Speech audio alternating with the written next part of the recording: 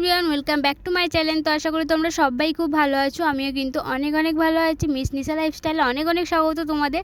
তো আজ হচ্ছে আমি এত সেজেগুজে কোথায় যাচ্ছি বলো তো? হ্যাঁ, আমি একা না, আমার সঙ্গে আছে গীতা বৌদি, আমার জার। আমি কিন্তু তিনজন মিলে সেজেগুজে বেরিয়ে গেছি। হ্যাঁ, দুদিন আগে যেহেতু ননদের বিয়ে গেছে, তাই ওর আজকে বৌভাতে যাওয়ার জন্য কিন্তু আমরা তিনজনে মিলেই সেজেগুজে বেরিয়ে গেছি। এর মানে আমাদের আগেও কনে যাত্রী সবাই কিন্তু আগে বেরিয়ে গেছে। তো যেহেতু ওরা আগের গাড়িতে বেরিয়ে গেছে, আমরা যাচ্ছি একটু পরের লেটের গাড়িতে। তো যাই হোক, এইটা হচ্ছে বোনের হচ্ছে মানে কনের হচ্ছে ছোট বোন। তো একে তো তোমরা আগের ভিডিওতে দেখেছো, এটা হচ্ছে ছোট ননদ হয়। তো ওটা একটু যেহেতু ভিডিওটা দিতে কিন্তু আমার একটু লেট হয়ে যাচ্ছে, কারণ আমার ফোনটা খারাপ হয়ে যাওয়ার কারণে আমি কোনো ভিডিও এডিট করতে পারিনি। এইগুলো কিন্তু আমার জায়ের ফোনের সব কিছু ভিডিও মানে শ্যুট করা, ওর কিন্তু সব ভিডিও করেছিল। আমি একটাও ভিডিও করতে পারিনি, সেদিনকে আমার ফোনটা একটু খারাপ হয়ে গেছিলো।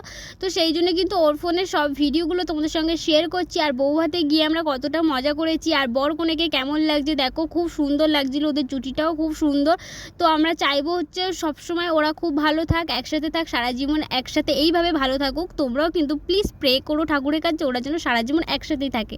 তো এইভাবেই কিন্তু আমরা বৌভাতটাকে এরমভাবে কাটালাম। আর সেদিন যেন গাইস এখানে না বর বউকে কিন্তু দারুণ লাগছিল। তো যাই হোক, ওদের সাথে কিন্তু একটু কিছুক্ষণ ফটোশ্যুট করে তারপর চলে এলাম আমরা এখন পকোড়া খেতে। তো কারণ ওদের ওখানে না ফটো তোলার প্লেসই পাচ্ছিলাম না। ওদের হচ্ছে এত আত্মীয় স্বজন, ফটো তুলতে তুলতে তো কত দেরি হয়ে গেছে, তার জন্য আমরা দাঁড়িয়েই ছিলাম, আমরা প্লেসই পাচ্ছিলাম না। অবশেষে প্লেস পেয়ে ফটো তুলে কিন্তু চলে এসেছি এখন পকোড়া খেতে। আর এটা কিন্তু বইয়ের মেজো বোন। তো যাই হোক, আমরা কিন্তু এখন সবাই মিলে এখন পকোড়া খাচ্ছি। আর বিয়েটা কোথায় হচ্ছে জানি গাইস, তোমাদের তো সেটাই বলা হয়নি, কারণ বিয়েটা হচ্ছিল ছেলের মামার বাড়িতে। কারণ ওদের যে বিয়েতে প্যান্ডেল করেছিল, সেই প্যান্ডেলের ভেতর নাকি জল ঢুকে গেছিলো, সেই জন্য প্যান্ডেলে আর কিন্তু বৌভাতটা করতে পারিনি, করেছিল ও ছেলের মামার বাড়িতে। তো যাই হোক, এখানেও ডেকোরেশনটা খুব সুন্দর করেছিল, আর সিম্পলের ওপরে করেছিল। কি আর করবে গাইস, যেহেতু প্যান্ডেলে জল ঢুকে গেছিলো। তো তারপরে ওখানে ফটোশ্যুট করে চলে এসেছি এখন খাওয়া দাওয়া করতে।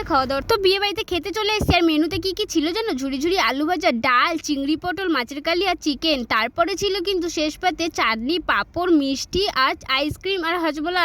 আমাদের তো খাওয়া দাওয়া কমপ্লিট হয়ে গেছে। আর এখানে দেখো গীতা বৌদির তো খাওয়া শেষ হয়েছিল। আর গীতা বৌদি যে এইভাবে খেতে পারে আমরা না জাস্ট ভাবতেই পারিনি। দেখো উনি যে কীভাবে খাচ্ছে না সত্যি গাইস, উনি এরমভাবে খায় না। উনি হচ্ছে মানে খুবই ভালো একটা বৌদি, আমাদের খুব মিশুকে। আমাদের সত্যি কথা বৌদির থেকে বন্ধু হিসেবে বেশি মেশে আমাদের সঙ্গে।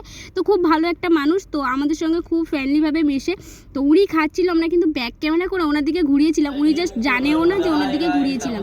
আর এই দেখো খাওয়ার সময় চলে এলো কিন্তু বর আমাদের সঙ্গে দেখা করতে। বর বলছে তোমরা গাইজদেরকে কিছু বলছো না কেন, এভাবে বলতে হয়। দেখো হাই গাইজ, হ্যালো গাইজ, উনি কিন্তু আমাদেরকে শেখাচ্ছিল।